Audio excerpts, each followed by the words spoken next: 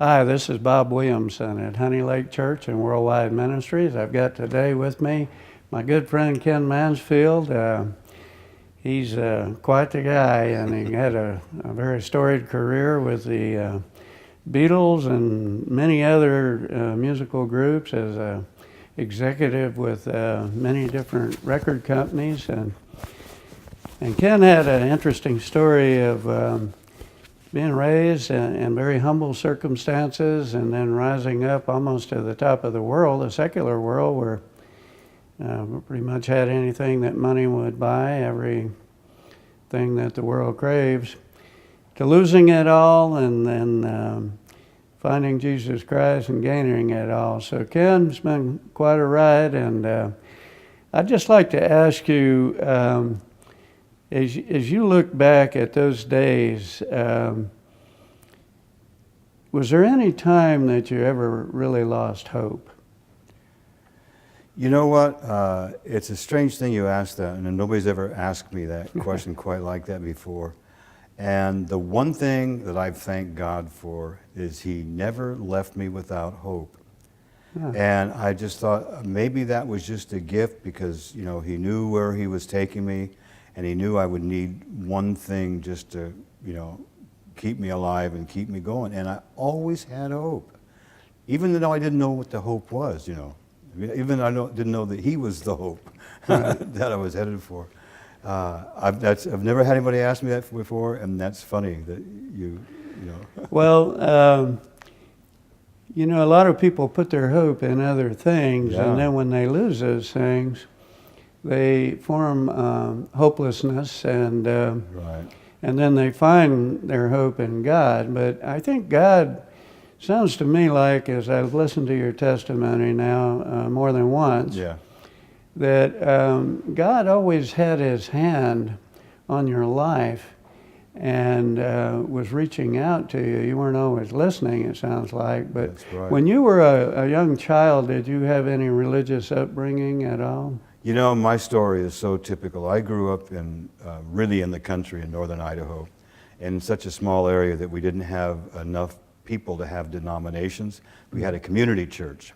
So everybody kind of went to the same church, you know, except for a couple religions. But the pastor, and we were there whenever the door was open. I was there for Sunday school and for the church service, and I was in the choir and the vacation Bibles. Whenever the doors were open, we were there. Never had a sense of Jesus. Never even came close to having anything make any sense to me. The pastor in all those years never smiled once. Oh. And it was all fire and damnation. And I knew every day I walked out of that church, I was probably going to go to hell before I got home. I mean, I just, you know, that was the kind of thing. So 17 years old, when I left home, boy, I left that behind too, because there was no joy in that, and I wanted to have some fun, you know. I see. So how would you identify yourself? I would assume an agnostic? I don't even think I even qualified for that. Yeah. I just no religion. I just left it behind. I didn't think through it, you know. But it's like, to further the point is when I started coming to the Lord, all that was there, you know, all that teaching was there, you know. It's like we're like computers, and those words are in there. Me learning the Bible verses to get my Bible and all that stuff. Mm-hmm. It all came back, I think, you know. So, yeah.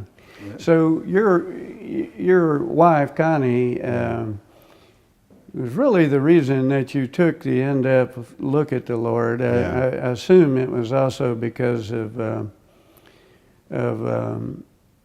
you know, where the low point that you yeah. reached after suffering economic loss yeah. to the point you did. But did she actually lead you to the Lord? I mean, when did you feel like that you accepted Christ as your Savior and that was it? Well, we met when I was at the very bottom, and I had my guru, and I was a stoner, and I was messed up, and I was in debt, and I had a bad reputation. I mean, it was just at the worst point.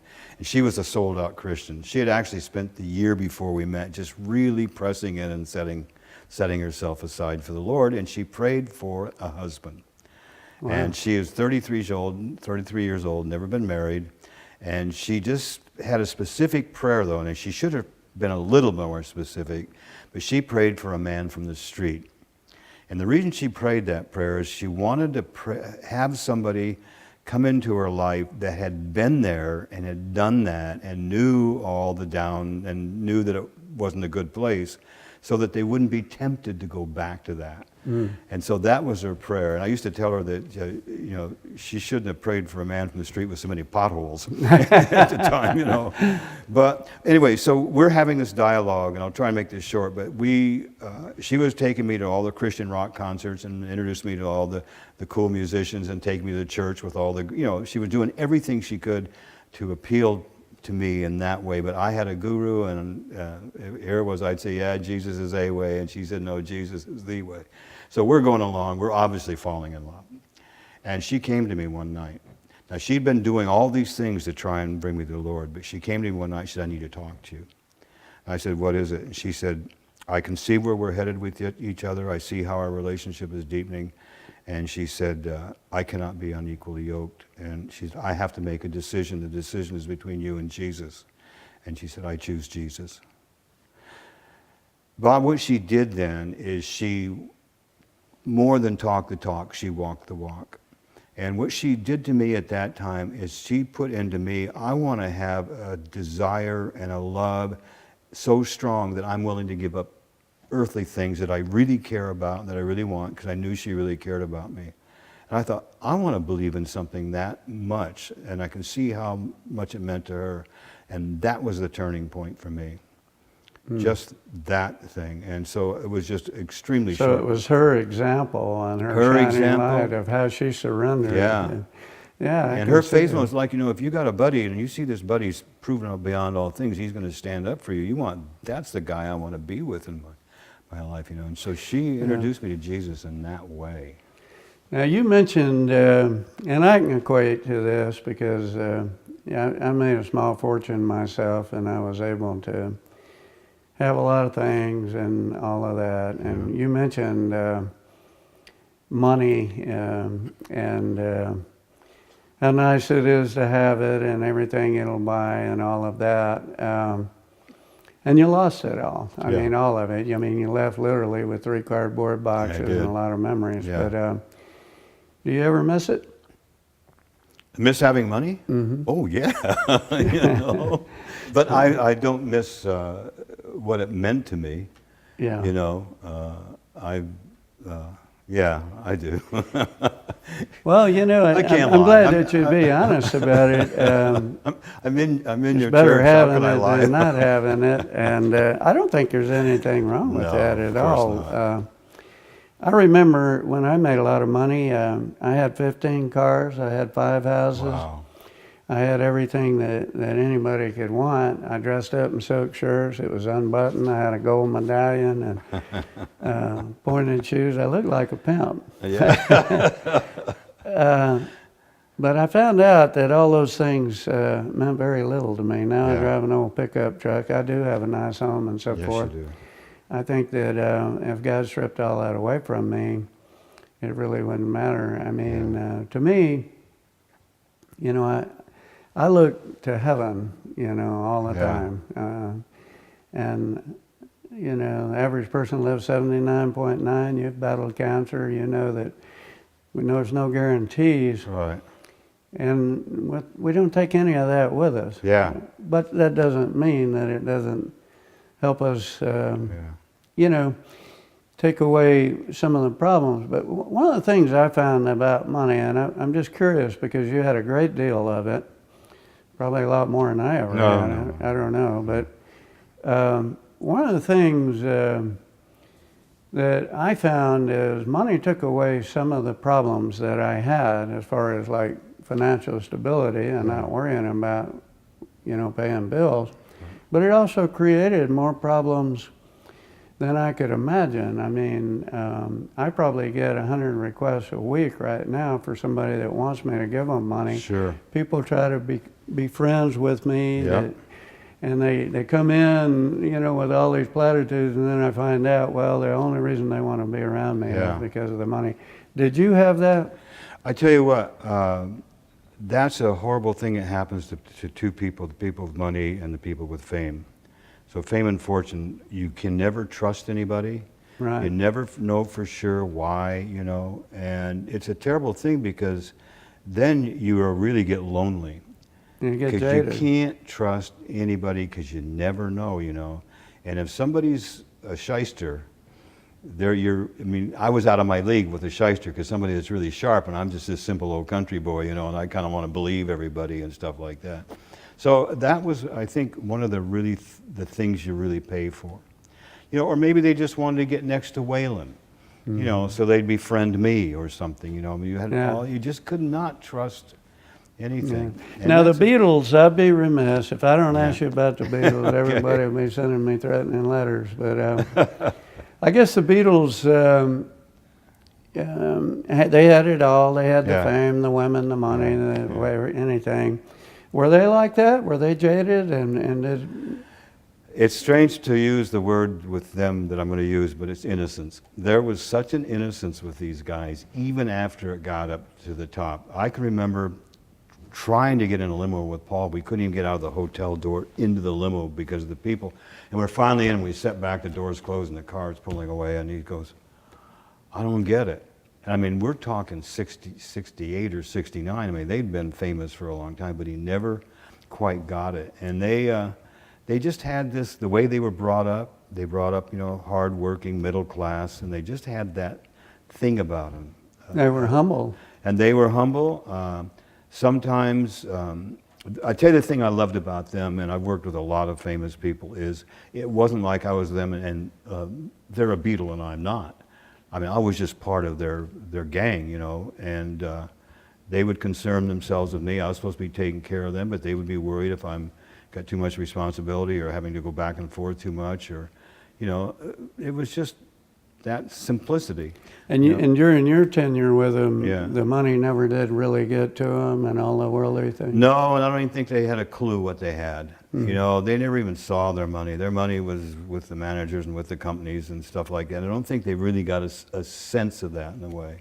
You know, even when they became famous at first, they had to ask permission to buy a car because the money was, I mean, it was strange, you know, but they grew up that way, and so. Now, two of them are passed away, Yeah. and two of them are alive. Did any of the four of them ever become Christians, to your knowledge? I mean, did they turn to the Lord? Not to my knowledge, but you know, you and I never know what's going on in somebody's heart and understand mind. that, yeah. And you can take, especially Paul, you know, he really lives he really lives a Christian life.